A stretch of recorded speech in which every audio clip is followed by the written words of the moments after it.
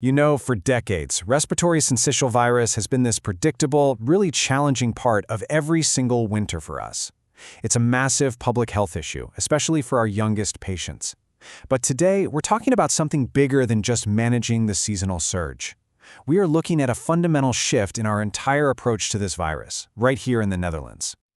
Oh, and just a quick heads up, we put this explainer together using a Gemini deep search. If you want to really dive into the primary sources and see the data for yourself, you'll find a fully annotated list in the linked Notebook LM document. So, let's start with a number that really hits home. 1 in 100.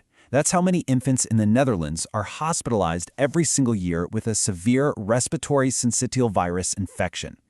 And what's crucial to remember here is that most of these are otherwise healthy, full-term babies. Now just imagine this for a second. What if we had a tool that could prevent about 80% of those hospitalizations? A tool that could completely change the winter workload in our pediatric wards and our ICUs. Well, that's not some hypothetical anymore. That is the reality we are stepping into right now. So, how in the world do we get there? It all starts with a true revolution in prevention. We're moving away from an era of just supportive care and into a whole new paradigm, one that's driven by incredibly effective prophylactic agents. And to see just how massive this leap is, let's just compare the past and the present.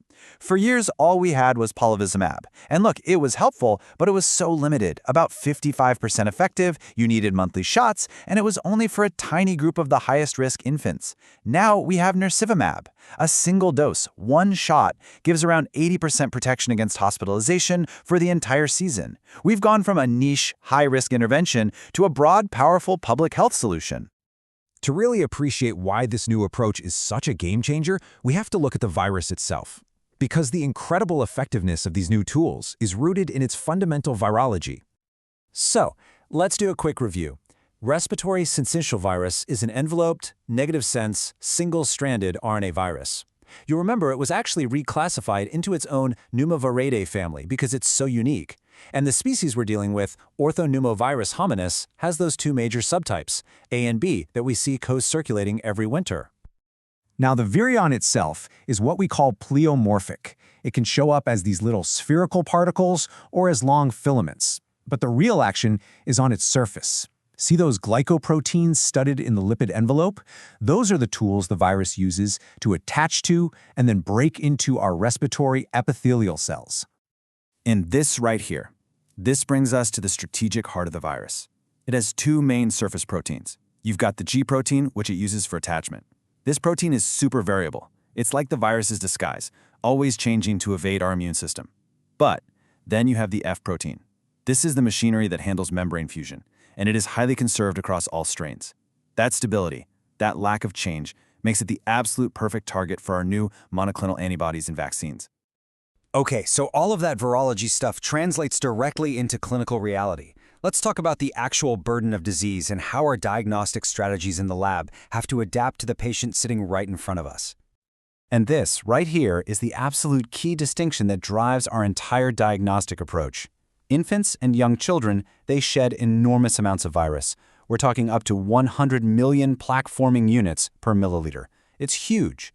In stark contrast, adults with a respiratory syncytial virus infection shed way lower amounts.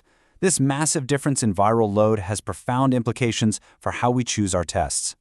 So the clinical takeaway is crystal clear. Sure, a rapid antigen test might work for a child who is just loaded with virus, but its sensitivity in adults is often less than 30%, which makes it pretty much useless.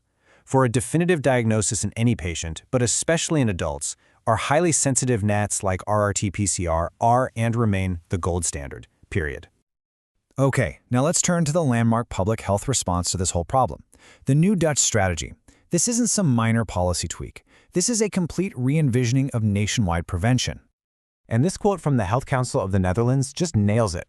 The decision to go for a universal program with Nirsevimab wasn't only about how well it worked in trials. No. It was a strategic choice to make sure that protection is delivered with high and, really importantly, equitable coverage to all infants, not just a select few. The rollout plan, which is set to start in autumn 2025 as part of the RSV F-protein Programme, is just elegantly simple. it's all about the seasons. So for infants born during the respiratory syncytial virus season, they'll get their dose right after birth. For those born in the spring and summer, they'll be called in to get their dose in the autumn, making sure they're protected just as the virus starts to make its rounds. So you might be wondering, what about other groups? Well, for adults age 60 and over, the Health Council advises vaccination, and there are several great vaccines available privately. And while there is also a maternal vaccine option, the Council made a very deliberate choice to build the national program around direct infant immunization. Why? Because this ensures that even the most premature babies are protected, and it aims for the highest possible coverage across the whole population. And this brings us to the future, and to a new, critical responsibility that falls squarely on our shoulders in the medical microbiology community.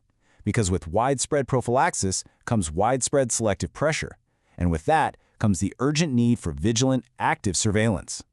I mean, just let this statement sink in. For the very first time, we are applying a single, powerful, and uniform selective pressure against the virus's most conserved F-protein on a global scale. From a virology standpoint, we're essentially running a massive evolutionary experiment in real time. Now we know resistance can happen. For some antivirals, the genetic barrier is pretty low. For Nirsevimab, its target is highly conserved, and so escape mutations are currently rare. But rare is not impossible. Their emergence over time is a biological certainty. In fact, we've already seen the first real-world reports of resistance mutations popping up in breakthrough cases in France. It's not a question of if, it's a question of when. So, this creates a new mandate for all of us. Here's the new workflow. When a breakthrough infection is found in an infant who has received Nirsevimab, our job is clear. We have to recover that virus, alert the RIVM, and make sure that material is available to sequence the F gene. This is not just research anymore. This is an essential public health duty to protect the long-term effectiveness of this incredible intervention. So I'll leave you with this question. These powerful new tools we have, they're only as durable as our surveillance. The long-term success of this entire national strategy truly depends on us in the lab. So, is your lab ready to play its part? Look, this field is moving incredibly fast. To stay on top of the latest on respiratory syncytial virus surveillance and other critical pathogens, make sure you subscribe. And because this is a new challenge for all of us, please share your questions, your ideas, and your local experiences in the comments below. Let's tackle this together.